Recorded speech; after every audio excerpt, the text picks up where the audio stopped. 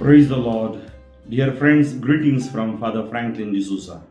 Today we are going to enter into the Holy Week, and today Sunday is Palm Sunday of the Lord's Passion. Let us pray. Heavenly Father, we praise you, we glorify you, we thank you.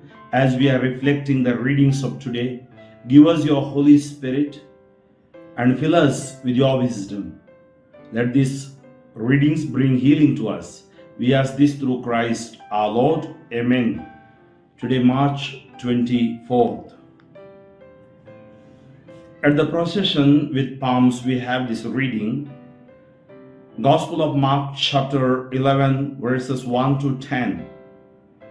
When Jesus and his disciples drew near to Jerusalem, to Bethphage and Bethany, at the Mount of Olives, Jesus sent two of his disciples and said to them, "Go into the village in front of you, and immediately as you enter it, you will find a colt tied on which no one has ever sat. Untie it and bring it. If anyone says to you, 'Why are you doing this?' say, 'The Lord has need of it, and will send it back here immediately.' And they went away and found a colt tied at a door outside in the street, and they untied it. And some of those standing there said to them, 'What are you doing untying the colt?' And they told them what Jesus said, and they let them go. And they brought the colt to Jesus and threw their cloaks on it, and he sat on it. And many spread their cloaks on the road, and others spread leafy branches that they had cut from the fields. And those who went before and those who followed were shouting, 'Hosanna! Blessed is he who comes in the name of the Lord. Blessed is the coming kingdom of our father David. Hosanna in the highest.'" This takes place in every parish around the globe. As Jesus entered gloriously to Jerusalem, where he underwent suffering, death, and then we know on the third day he rose again. So today we are reflecting the Passion. The Passion is nothing but the compassion of Lord Jesus for us, God's compassion towards us. So let us reflect upon these readings of the Mass today. A reading from the prophet Isaiah chapter 50 verses 4 to 7. "The God has given me the tongue of those who are taught, that I may know how to sustain with a word him who is weary. Morning by morning he awakens my ear to hear as those who are taught. The Lord God has opened my ear, and I was not rebellious. I turned not backwards. I gave my back to those who strike, and my cheeks to those who pull out the beard. I hid not my face from disgrace and spitting. But the Lord God helps me, therefore I have not been disgraced. Therefore I have set my face like a flint, and I know that I shall not be put to shame." Psalm 22 response: my God, why have you forsaken me? All who see me deride me. They curl their lips, they toss their heads. He trusted in the Lord, let him save him. Let him release him, for in him he delights. My God, why have you forsaken me? For dogs have surrounded me. A band of the wicked besets me. They tear holes in my hands. They tear holes in my hands and my feet. I can count every one of my bones. My God, why have you forsaken me? They divide my clothing among them. They cast lots for my robe. But you, O Lord, do not stay afar off. My strength, make haste to help me. My God, why have you forsaken me? I will tell of your name to my kin and praise you in the midst of the assembly. You who fear the Lord, give him praise. All descendants of Jacob, give him glory. Revere him, all you descendants of Israel. My God, why have you forsaken me?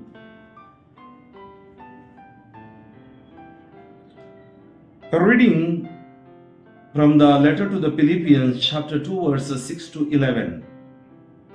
Christ Jesus, who though he was in the form of God, did not count equality with God a thing to be grasped, but emptied himself by taking the form of a servant, being born in the likeness of men.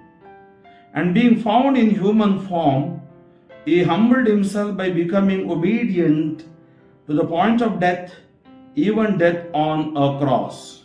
Therefore, God has highly exalted him and bestowed on him the name that is above every name, so that at the name of Jesus every knee should bow, in heaven and on earth and under the earth, every tongue confess that Jesus Christ is Lord, to the glory of God the Father. Acclamation. Glory and praise to you, O Christ. Christ became obedient to the point of death, even death on a cross. Therefore, God has highly exalted him and bestowed on him the name that is above every name. Glory and praise to you, O Christ. Gospel of Mark, chapter 15, verse 1 to 39. The Passion of our Lord Jesus Christ according to Mark. As soon as it was morning, the chief priests held a consultation with the elders and scribes and the whole council. And they bound Jesus and led him away and delivered him over to Pilate. And Pilate asked him, "Are you the king of Jews?" And he answered him, "You have said so." And the chief priests accused him of many things, and Pilate again asked him, "Have you no answer to make? See how many charges they bring against you." But Jesus made no further answer, so that Pilate was amazed. Now at the feast he used to release for them one prisoner for whom they asked. And among the rebels in prison who had committed murder in the insurrection, there was a man called Barabbas. And the crowd came up and began to ask Pilate to do as he usually did for them. And he answered them, saying, "Do you want me to release for you the king of the Jews?" For he perceived that it was out of envy that the chief priests had delivered him up. But the chief priests stirred up the crowd to have him release for them Barabbas instead. And Pilate again said to them, "Then what shall I do with the man you call the king of the Jews?" And they cried out, "Crucify him." And Pilate said to them, "Why? What evil has he done?" But they shouted all the more, "Crucify him." So Pilate, wishing to satisfy the crowd, released for them Barabbas, and having scourged Jesus, he delivered him to be crucified. And the soldiers led him away inside the palace, that is, the governor's headquarters. And they called together the whole battalion, and they clothed him in a purple cloak, and twisting together a crown of thorns, they put it on him, and they began to salute him, "Hail, King of the Jews!"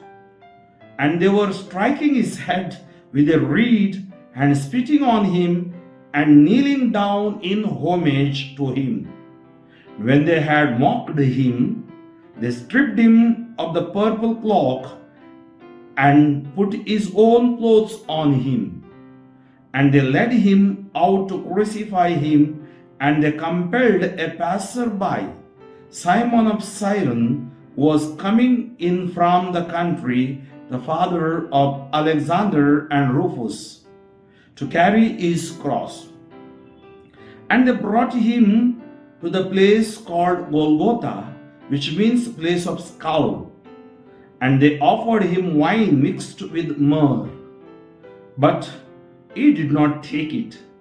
And they crucified him and divided his garments among them, casting lots for them to decide what each should take. And it was the third hour when they crucified him. And the inscription of the charge against him read, "The King of the Jews." And with him they crucified two robbers, one on his right and one on his left. And those who passed by derided him, wagging their heads and saying, "Aha! You who would destroy the temple and rebuild it in 3 days, see yourself and come down from the cross." So also the chief priests with the scribes mocked him to one another, saying, "He saved others, he cannot save himself. Let the Christ, the King of Israel, come down now from the cross, that we may see and believe." Those who were crucified with him also reviled him. And when the 6th hour had come, there was darkness over the whole land until the 9th hour. And at the 9th hour, Jesus cried with a loud voice, "Eli, Eloi, Eloi, lama sabachthani," which means, my God, why have you forsaken me?" And some of the bystanders hearing it said, "Behold, he is calling Elijah." And someone ran and filled a sponge with sour wine, put it on a reed, and gave it to him to drink, saying, "Wait, let us see whether Elijah will come to take him down." And Jesus uttered a loud cry and breathed his last. Kneel and pause for a while.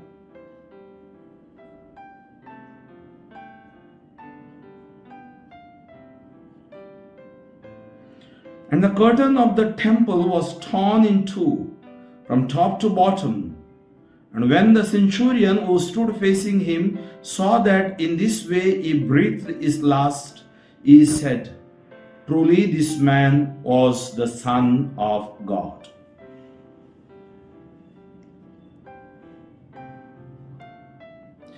We have entered Holy Week. An anonymous woman anoints Jesus. The deepest deeds of devotion must always remain unknown, enough that Jesus knows them. She comes, she brings, she breaks, and she anoints. She comes not to receive but to give.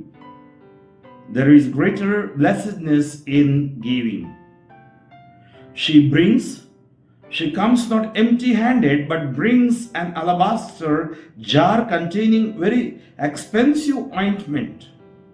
When we give to Jesus, we never calculate the cost. Nothing is too costly to give Jesus.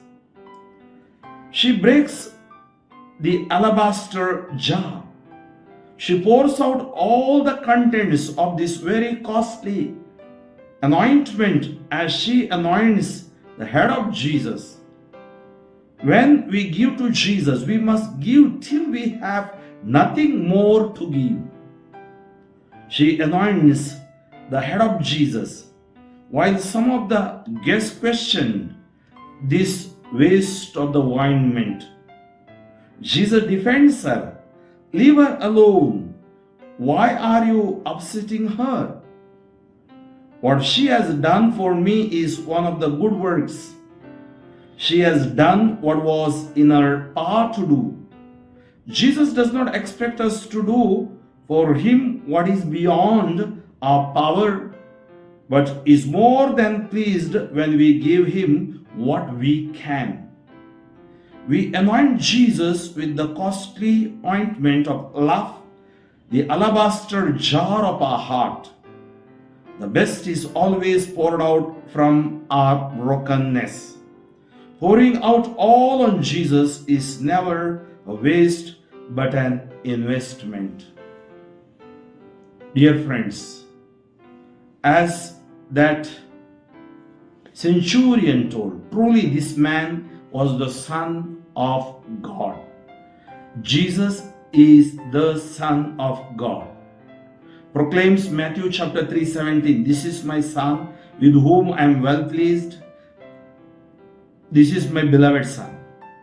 During the transfiguration of Jesus, Matthew 17:5, this is my Son with whom I am well pleased, listen to him. John 17:3, Jesus prays and he says, this is the eternal life, to believe in you, you are the only true God and whom you have sent, Jesus.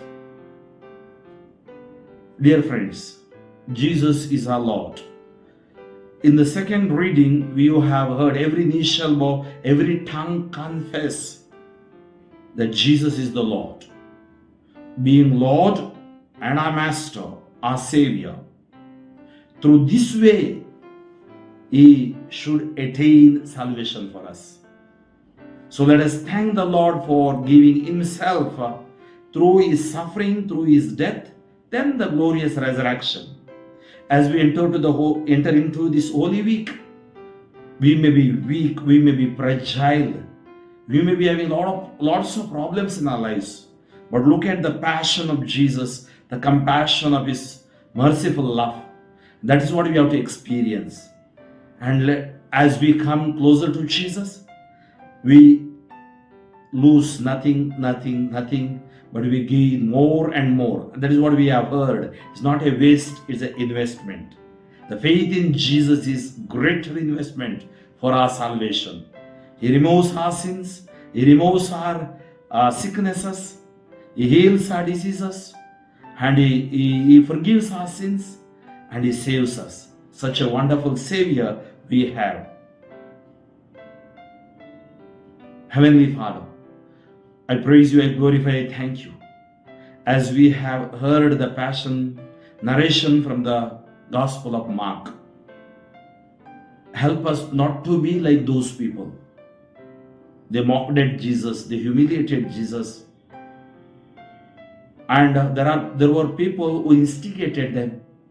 Help me to obey you.